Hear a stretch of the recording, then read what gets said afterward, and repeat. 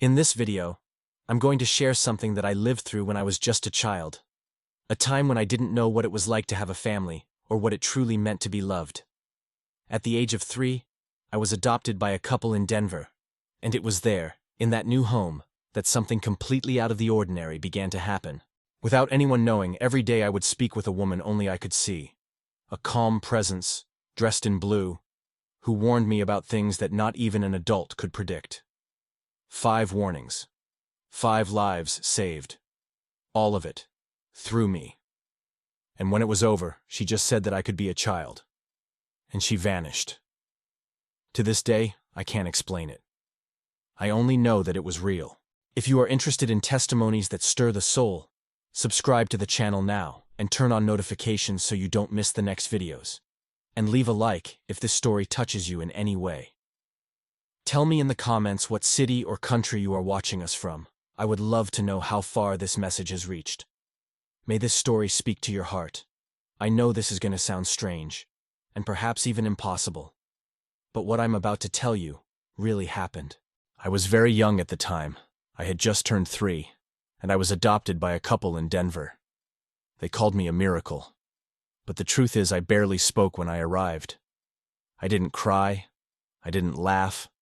I didn't ask for anything.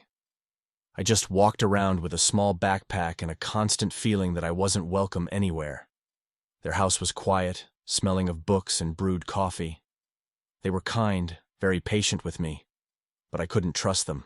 Until, one day in the backyard, I saw her for the first time.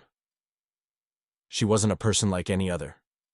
She didn't move like us, nor did she speak with her mouth. She just was there, dressed in blue, with a face so calm that it made me want to stay close. She stood in front of the marble statue of the Virgin Mary that was in a niche in the corner of the garden. But it wasn't the statue that spoke to me. It was her, the lady in blue. I don't know how to explain it. I just knew she saw me, that she understood me. And more than that, she knew exactly what I needed to hear, so I wouldn't feel so afraid anymore. In the beginning, I didn't tell anyone, not even my adoptive mother, who called me my little angel, even though I hardly ever responded. It was as if this was my secret, a good secret. While other children talked to imaginary friends, I talked to the lady in blue. But she didn't play. She didn't laugh at my funny faces. She didn't make up stories. She spoke serious things, but with a voice that brought me peace. It was as if she whispered right into my heart. Sometimes, I just listened. Other times, I answered in a low voice. She told me that I wouldn't be sent away, that this place was my home now. And even though I didn't understand everything, I believed her. I believed her more than any adult. The first time I told anyone was when she told me that the next-door neighbor was in danger. I remember running into the house and calling my mother by name. "Mom, Rachel, something is wrong with Mr. Harrison." She was cutting vegetables in the kitchen and almost dropped the knife. She looked at me as if she didn't understand. I repeated it, saying that the lady in blue had told me, that a bad smell was coming from his house, and that it was dangerous. My mother stood paralyzed for a few seconds. Then she awkwardly picked up the phone and went to the garden fence to talk to Mr. Harrison. At first he thought it was curious, but for some reason, he decided to call the plumber. An hour later, they knocked on our door to say that there had been a gas leak behind his kitchen, that if no one had seen it in time, it could have been a tragedy. It was the first time I saw my mother look at me differently, not as a child, but as someone who knew something real. After that, something changed in the way my parents looked at me. It wasn't fear, but it was as if they didn't quite know how to handle what had happened. They didn't say anything that day, but that night, I heard my mother telling everything to my father. I listened from the staircase, with the lights off. She spoke softly, but I understood. He said the woman in blue told him, and the leak was there, Michael. It really was. My father replied with something like, "It's just a coincidence," but his voice trembled. And the next day, when he took me to school, he held my hand tighter than usual. He was trying to understand, and so was I. But for me, it was simple. I just repeated what she said. The second warning was stranger, and even more serious. My mother had gone to the pharmacy to get medicine, and when she got home, she left the bottle on the counter. I was on the sofa, drawing with my colored pencils, but when I saw the medicine bottle, I felt a sharp tightness in my chest. I got up and went to her. I spoke very seriously, the way the lady in blue taught me. "Mom, Rachel, don't take that." She laughed at first, thinking I was imitating someone. But when she saw that I insisted, that I was almost crying, she stopped. "Why, son?" And I replied. She said something is wrong. That if you take it, you'll get very sick. She looked at me as if she were facing an impossible puzzle. And then she did something that still gives me chills to remember. She picked up the phone, called the pharmacy, and asked them to check the medicine batch. 30 minutes later, they called back, telling her to go there immediately. It had been a medication error. If she had taken it, she would have had a severe reaction because of her medical history. When we got back from the car, she hugged me in a different way. Firmly, in silence, as if she had understood something that even she couldn't explain. From that second warning, my parents started watching me more closely. They tried to maintain the routine, pretending everything was normal, but you could feel in the air that things had changed. My mother spent more time looking out the kitchen window while I talked in the garden, and my father started coming home earlier from work sometimes, as if he wanted to make sure I was okay. But what no one understood, and what I couldn't explain, was that none of this came from me. I just listened and repeated. The lady in blue never told me to do anything bad. She never scared me. She only spoke with a firmness that you feel deep in your stomach, like when something very important is about to happen. The third warning was for my father, and it was the most difficult one yet, because it involved him making a decision that made no sense at the time. He was going to travel for work for an important meeting in Chicago. Everything was planned, hotel reserved, materials ready. But the day before the trip, the lady in blue clearly told me, "He cannot go on that road. Something terrible will happen."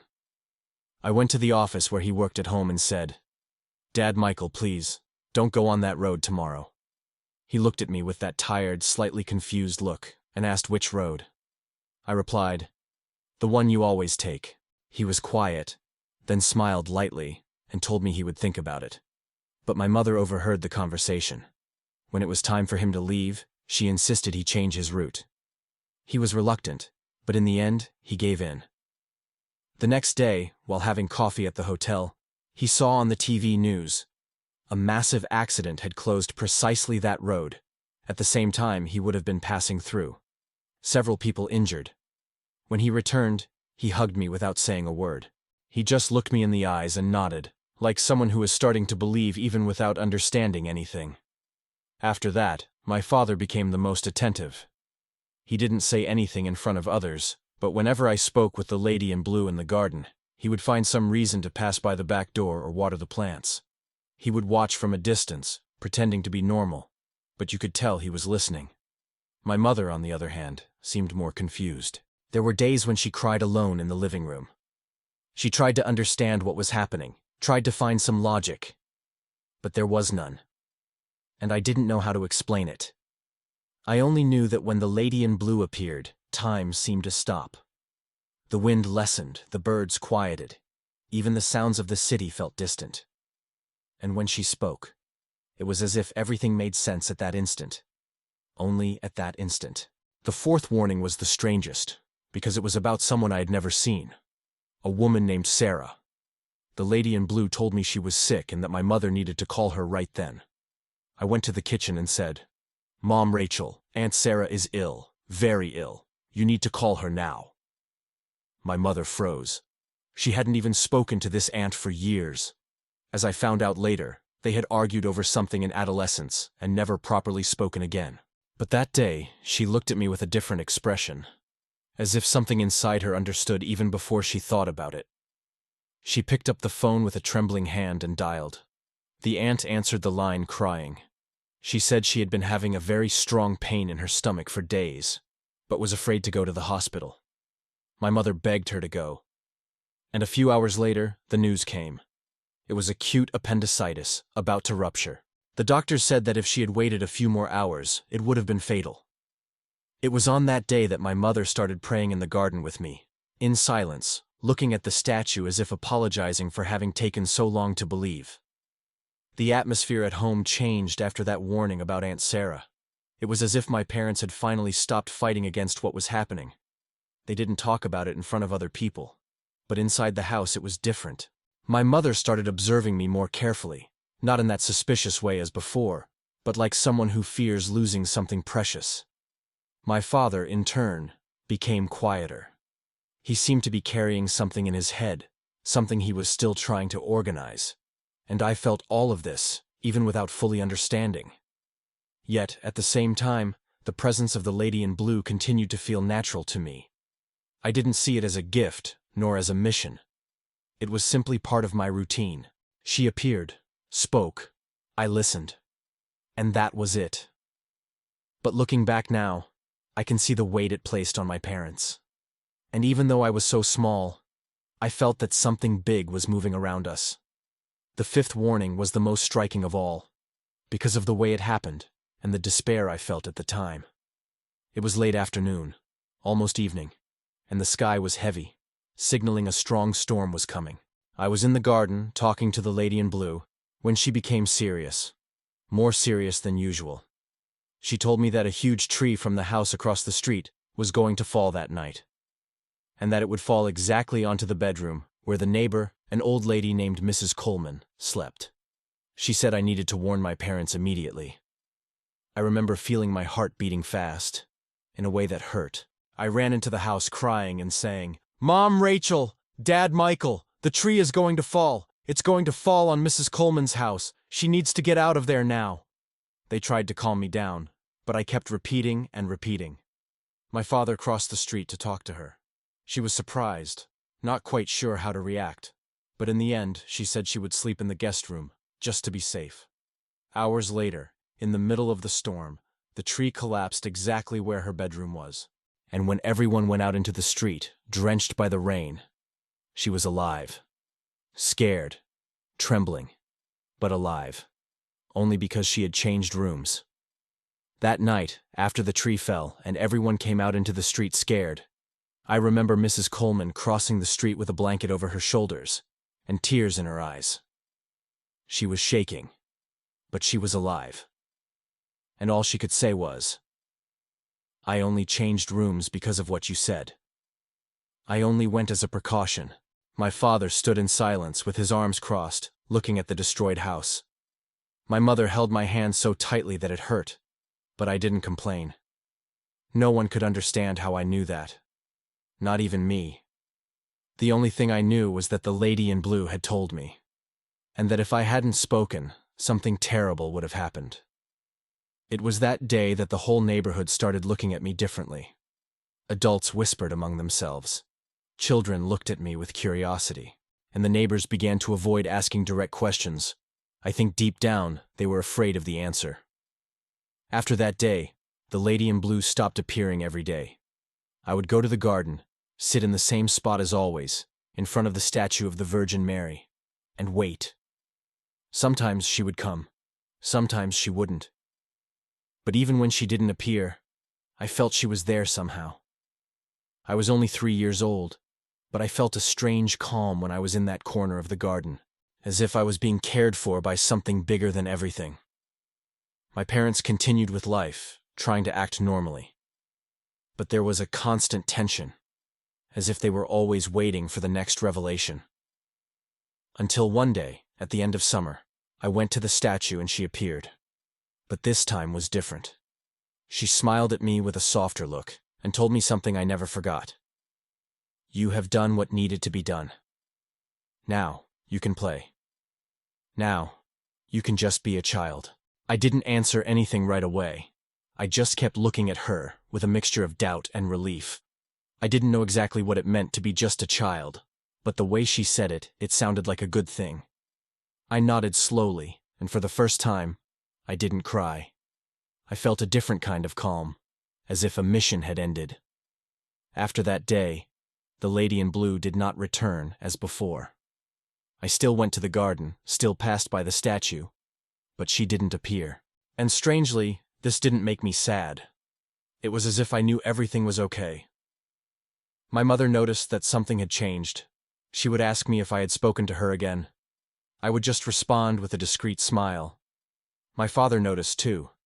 He started treating me in a lighter way, as if he could relax now. And the truth is, from then on, I started behaving more like the other children. I started playing more, running, laughing out loud. Things I hadn't done before. At school, I made my first friend. At home, I asked to play ball with my father. I started helping my mother take care of the garden. Not because of the conversations, but because I wanted to be with her.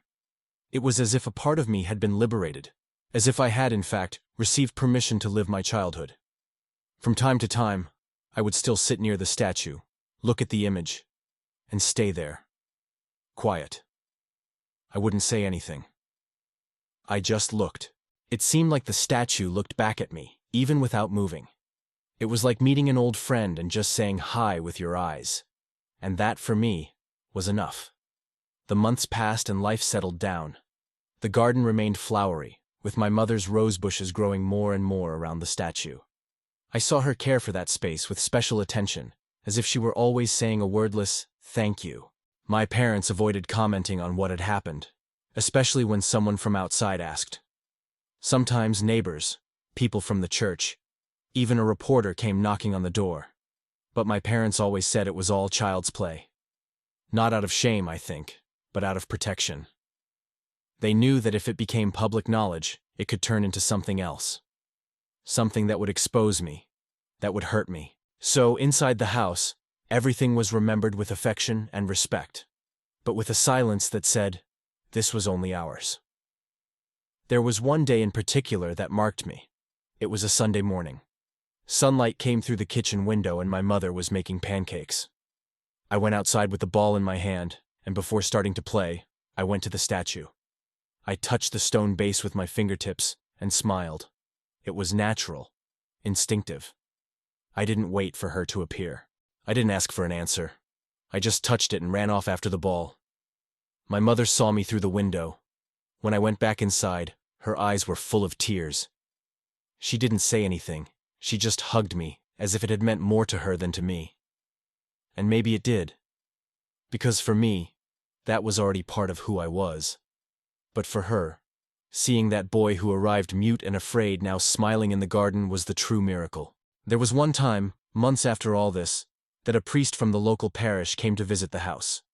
He was a friend of my mother's and had heard the rumors about what had happened. He was very respectful, very polite. He sat with my parents on the porch, drank coffee, and asked how I was. At one point, he called me aside and asked me with all the calmness in the world, "Son, do you still see the lady in blue?" I looked at him for a few seconds and answered very directly, "She told me I can just be a child now." He smiled, made the sign of the cross, and gave me a tight hug. He asked no more questions. He didn't try to interpret. He just told me that sometimes God chooses very simple ways to act. After that, we never touched on the subject again. Time passed, and the story became more distant. Most people forgot. Others, who heard it second-hand or third-hand, began to doubt that it really happened. They said it was exaggeration, that it was a child's imagination, that my parents overinterpreted what I said. I grew up hearing those versions, but deep inside, I always knew what I lived. It can't be explained with logic. It can't be proven with documents or recordings. You can only remember it, and every time I look back at those 2 months when everything happened, it feels like the world was suspended for a while. As if the sky had touched the earth just for an instant, and then returned to its place. And I was there, in the middle of it, 3 years old with a mission I didn't even know I was fulfilling. After everything stopped, I confess that for a while, I felt a strange emptiness. It was as if a part of me was used to expecting that presence in the garden. For weeks, I would go there hoping to hear something. But I didn't hear anything anymore. And even without fully understanding, I began to accept it.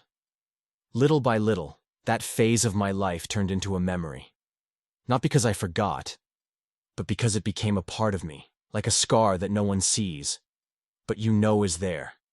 My parents continued with their lives, and so did I. I grew up, changed schools, made new friends, discovered other things in life. But I never felt anything similar again. No vision, no message, no warning. It was as if that had been a very specific chapter, with a beginning, middle, and end. Even so, whenever something strange happens, something I can't explain, my first impulse is still to look towards the garden. It's automatic. As if the answer could be there, even though time has passed. I've tried to talk about this with close friends, but no one takes it seriously. Some find it beautiful, others smile politely, but you can see they think it's a child's invention. So I learned to keep it to myself. I never turned it into a religion, nor did I try to understand it too much. I just accepted it. Because, deep down, there are things that are not meant to be understood. They are meant to be lived. And I lived it. At 3 years old, I spoke with someone no one else saw, warned about things no one could know, and saw lives being saved. This is not something that fades away, no matter how much time passes, no matter if no one believes it. I know. I remember. And that is enough. Today, grown up, I sometimes walk past the same garden when I visit my parents. The statue is still there, a little more worn, with the colors faded by time and the Denver sun, but still firm in that silent corner. My mother still cares for the plants around it with the same attention as before. And when I arrive, she always asks if I want to go see the image. I go. Not as someone hoping to relive something, but as someone meeting an old friend again.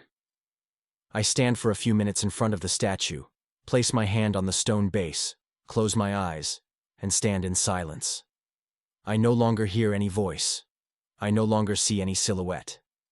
But I feel a peace so familiar that it feels like I'm going back in time for a few seconds. And that is sufficient. I've thought about writing all of this before. I've tried, actually, but I always gave up halfway through. I was afraid of sounding crazy, of people laughing, of being called a liar. But over time, I realized that keeping it only to myself was also heavy. I needed to tell it, not to convince anyone, nor to prove anything, but to have it recorded. Because if one day someone, somewhere, experiences something similar, perhaps they will find this account and understand that they are not alone, that the sky still touches the earth every now and then, and that, yes, sometimes, a 3-year-old child can be used to do things that no adult could. Not because of merit, not because of ability, but because at that moment, it was necessary. And that is enough. The most curious thing is that I never had anything similar again. No other supernatural experience, no vision, no voice in the middle of the night. After that last warning, everything simply stopped, vanished. It was as if someone had closed a door very carefully and put the key in a place I would never reach again. Sometimes I catch myself wondering why it was me. Why that presence chose such a small boy, newly adopted, so afraid of the world, to deliver such serious messages. But I don't have the answer, and I've learned to live well with that, because in the end, some things don't need to be explained to be real. What I lived there, in that garden, was as true as any memory of my childhood, and perhaps even more so. If you ask me today what the lady in blue was, I will say I don't know. And that is the honest truth. I don't know if she was an angel, a manifestation of the Virgin Mary, or something that doesn't fit into any of those definitions. What I do know is that she saw me when no one else did. She listened to me when I still couldn't speak properly. She entrusted me with messages that saved lives. And then she left. Simple as that. Without a goodbye. Without explanations. She just left me with the certainty that, even when the world seems silent, someone is looking out for us. And that has never left me. If there is one thing this story taught me, it is that sometimes faith manifests itself in the simplest and most transformative details. I was just a child, but for some reason I was chosen to experience something I still cannot explain. And perhaps I don't need to. What matters is what it left within me, and in the people around me. Now I want to hear from you. Have you ever lived through something that seemed impossible to explain? Something that deeply marked you and made you feel that there was something bigger watching over everything? Share in the comments. I will read every single one. If this story touched your heart in any way, subscribe to the channel and turn on notifications. This is very important so you don't miss the next videos that, like this one, have the power to transform. And if you feel like helping this project continue, but don't know how, you can become a channel member by clicking the Join button down here. This makes all the difference, and brings you even closer to our community of faith and hope. Oh, and there's a special next video waiting for you on the screen. Click on it and continue with us on this journey of testimonies and miracles. May God bless you. I'll see you in the next video.